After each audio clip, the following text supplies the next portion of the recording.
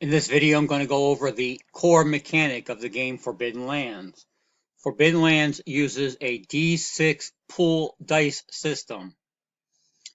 You will roll a number of D6s equal to your ability score, the skill in question, and quite possibly additional dice for a gear bonus.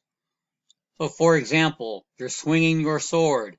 You will roll a number of D6 equal to your strength, plus a number of D6 equal to your skill, plus a number of D6 equal to your gear bonus, which is how well put design your weapon is. There are 16 skills in the game. Most of them are quite self-explanatory if you've ever played a role-playing game before. Here they are, right there. Melee or might, endurance, melee, crafting, stealth, sleight of hand, move, marksmanship, scouting, lore, survival, insight, manipulation, performance, healing, and animal handling. As it says here, you may want to use dice of different colors. One color to represent your attribute, one color to represent your skill, and one color to represent your gear bonus. When you roll these dice, you roll them all at the same time. A 6 counts as a success, and a 1 is considered a failure. However, at this time, the first time you make the roll, the 1s do not count. If you so desire, you can push your roll. What you do is you pick up all the dice that are not 1s and that are not 6s and re-roll them. However, at this point, all the ones that you have previously rolled will now count against you.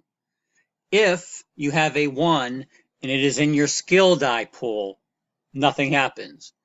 If, however, you roll a 1 and it's one of your attribute dice, then you'll take damage to that particular attribute equivalent to the number of 1s rolled. This kind of simulates like you're swinging your sword and you swing it so hard you strain the muscle, or maybe accidentally cut yourself in the process, or things of that nature. If you roll a 1 on one of your gear die, then for each 1 that you've rolled for under the gear die, your gear will take damage. It is very important that you keep your gear in good shape in this game. You will have to maintain your gear. This simulates, say you hit the guy so hard you bent your sword a little, or put a crack in the wood of your spear, things of that nature. This kind of simulates the realistic nature of combat of your weapons getting damage and your armor taking damage without a whole lot of bookkeeping, with keeping track of every single little point. It's just real simple, real easy. Once you roll your push your roll luck, keep track of those 1s, just kind of slide them over to the side, keep track of your 6s, roll them over to your side. A 6, like I said, is considered a success. In certain skills, additional 6s result in a greater success. For example, for each additional success you roll during a combat check, the additional success will do an additional point of damage. It is important to note that for each action, you can only once push your roll, one time and one time only. In addition to your pool of D6, you will on occasion also get to roll an additional D8, D10, or D12. Certain talents will allow you to roll an extra die like this, as well as certain magic items will give you an additional die. These die are rolled right along with the D6s, and again, if you get a 6 or more, it's a success. 8s count as 2 successes, 10s count as 3 successes, and 12s count as 4 successes. Like I said, they do have a special die set for sale on their website. However, like I said, you do not need these special dice.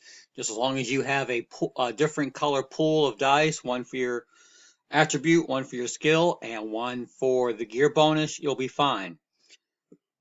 Earlier in the character creation, I also mentioned making a pride statement. A pride statement, like I said, is something your character boasts about themselves. For example, you're playing the hunter. You're really, really good with a bow. You can make a pride statement like, my arrows never miss.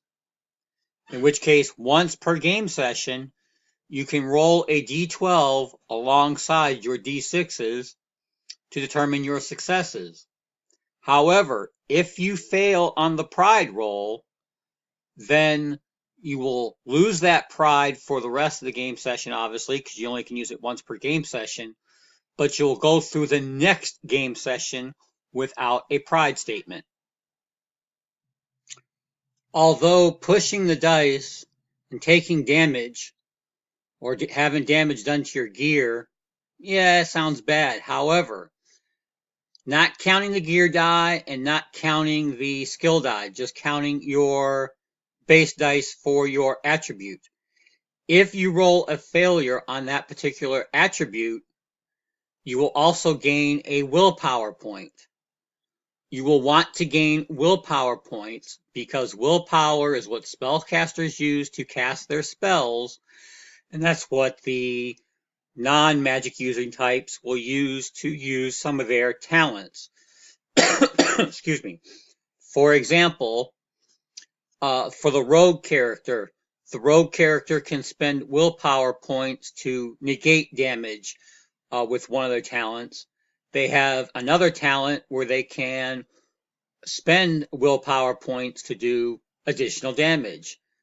This willpower mechanic is what puts your character over and above the rest of the NPCs in the world, because you will actually push yourself to become better at what you do.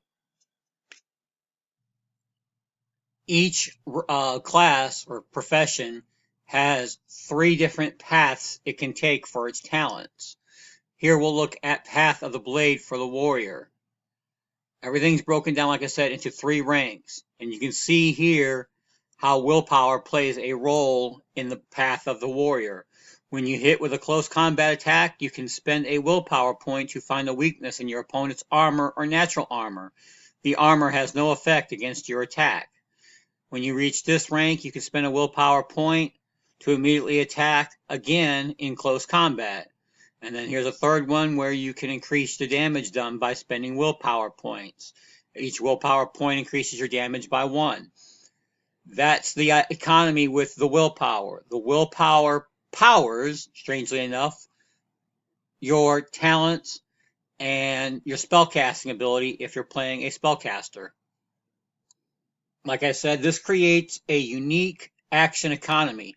Do you want to push yourself and quite possibly take damage, but at the same time you want to take a little bit of damage because you need to collect these willpower points to fuel your abilities? It makes you think a little when it comes time to pushing your roll. Do you really want to push? Especially if your character is in a desperate situation. Like I said, it creates a very unique action economy, and it makes you want to think for a second. You're not just going to go out and go crazy and swing wildly and push every roll, because eventually you'll die. You'll take damage to your ability scores, and you don't want to take all that damage. But at the same time, you might want to take a little bit just to get the willpower points to fuel your abilities. Combat is broken down in the rounds like most other role-playing games. Initiative is determined by drawing from a deck of cards. You'll want to get yourself a regular deck of cards, or if you want, you can go to the company website and get their special deck of cards, which includes the initiative cards. You will get the cards, like I said, ace through 10. The ace acts as a 1, the 1 acts first, the 2 acts second, and so forth until everyone has acted. You can also use the card to kind of keep track of whether or not you've done a fast action or a slow action, as your actions during the round are broken down into fast actions and slow actions. When your character takes damage, here's a breakdown of the damage. Damage to strength represents bleeding wounds, broken bones, and physical pains. This is typically the default type of damage. If the damage is not specifically specified, it's always damage to strength. Damage to agility represents physical fatigue and exhaustion. Damage to your wits represents fear, panic, confusion, misjudgment. Or they'll have more information under the fear attack section.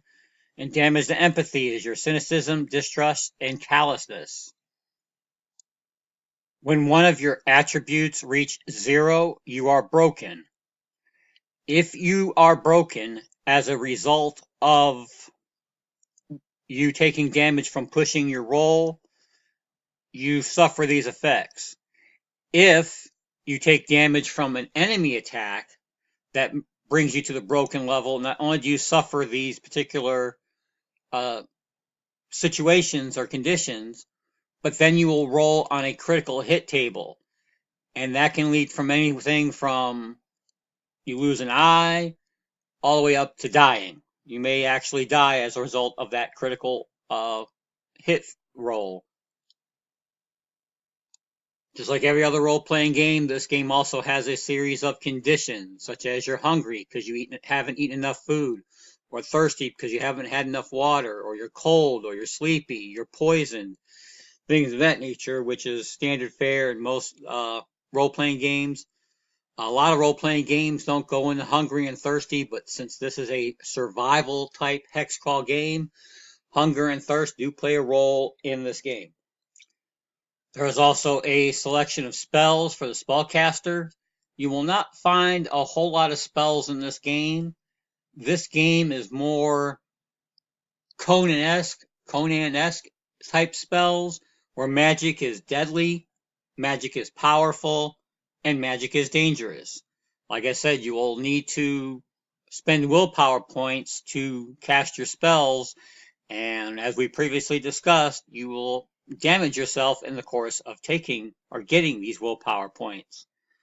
But that is what the spellcasters use to fuel their spells. Almost every spell in this game requires the expenditure of willpower points.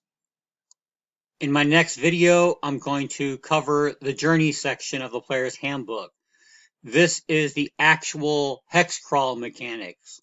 This is what really makes this game stick out and helps you create a good survival hex crawl type adventure.